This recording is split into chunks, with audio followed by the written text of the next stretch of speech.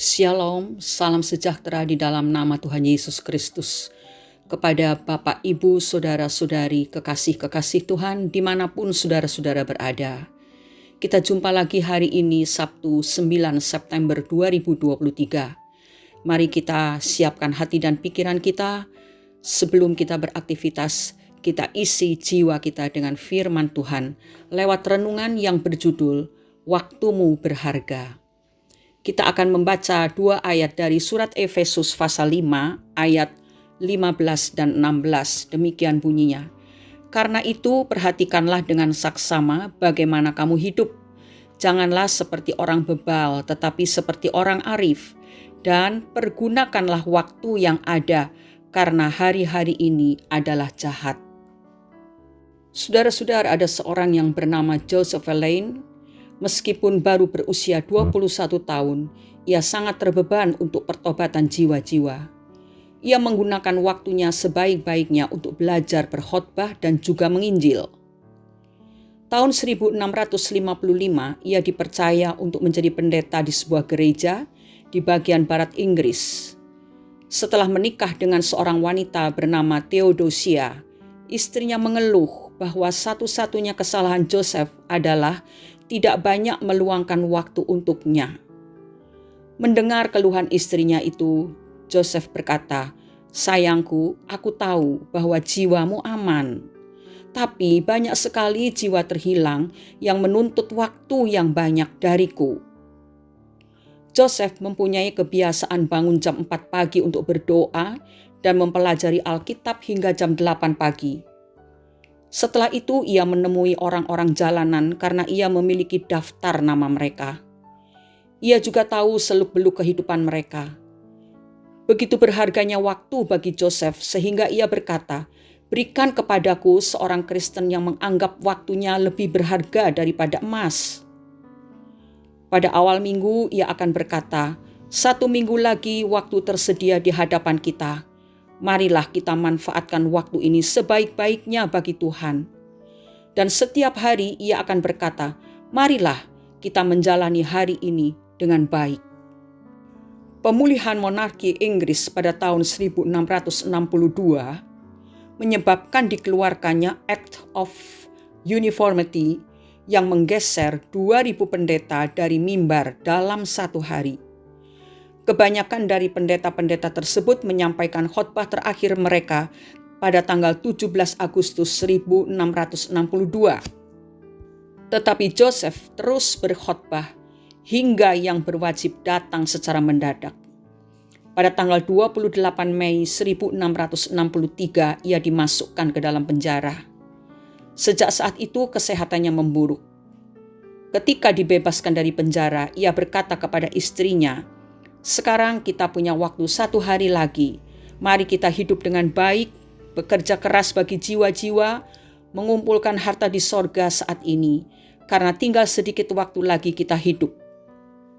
Apa yang ia katakan benar, karena beberapa waktu kemudian ia meninggal di usia 34 tahun.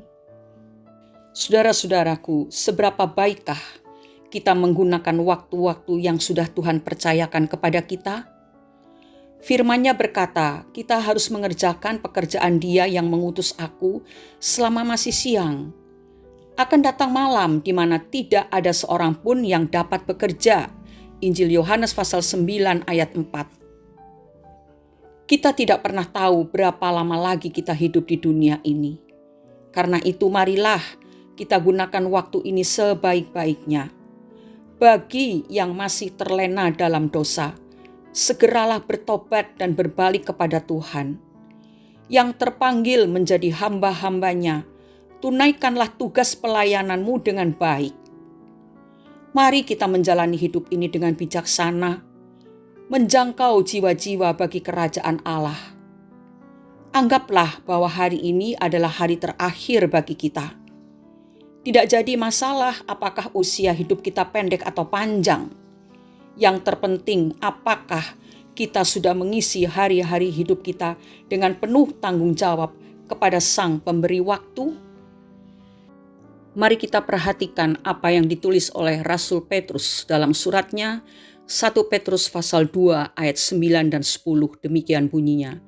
Tetapi kamulah bangsa yang terpilih, imamat yang rajani, bangsa yang kudus, umat kepunyaan Allah sendiri, supaya kamu memberitakan perbuatan-perbuatan yang besar dari Dia yang telah memanggil kamu keluar dari kegelapan kepada terangnya yang ajaib. Kamu yang dahulu bukan umat Allah, tetapi yang sekarang telah menjadi umat-Nya, yang dahulu tidak dikasihani, tetapi yang sekarang telah beroleh belas kasihan. Itulah keadaan kita, status baru kita, yaitu bangsa yang terpilih, imamat yang rajani, bangsa yang kudus. Kita harus memberitakan perbuatan-perbuatan besar dari Tuhan yang telah memanggil kita keluar dari kegelapan, yang telah menebus dosa kita. Jangan sampai waktu yang Tuhan berikan bagi kita, status kita yang begitu tinggi derajatnya, kita sia-siakan dengan memakai waktu untuk terus melakukan hal-hal yang gelap, perbuatan-perbuatan yang tidak senonoh, perbuatan-perbuatan kegelapan. Mari kita tinggalkan semua itu, lalu kita berbalik untuk memberitakan perbuatan-perbuatan Allah yang dahsyat, untuk menjangkau jiwa-jiwa yang masih dicengkeram oleh dosa. Mari renungkan hal ini, dan biarlah setiap pribadi kita menjadikan dirinya sebagai alat-alat bagi kerajaan Allah yang menjangkau banyak jiwa dan dibawa kepada Yesus, Sang Juru Selamat. Mari kita berdoa. Terima kasih ya Bapa di dalam surga, pagi hari ini kami diingatkan kembali bahwa keadaan kami sekarang ini bukan seperti yang dulu.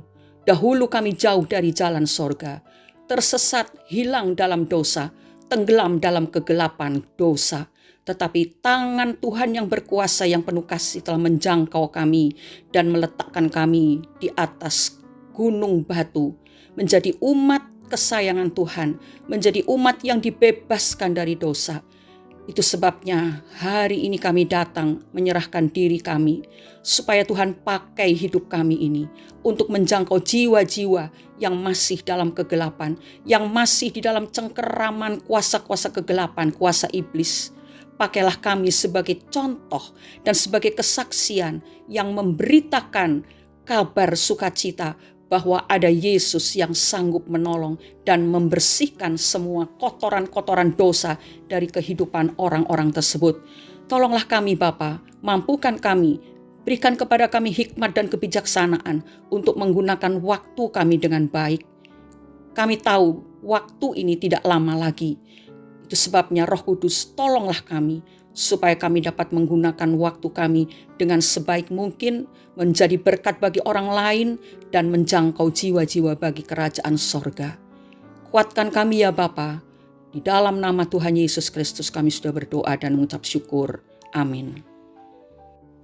Hari kemarin tidak dapat ditarik kembali. Hari esok tidak dapat diprediksi.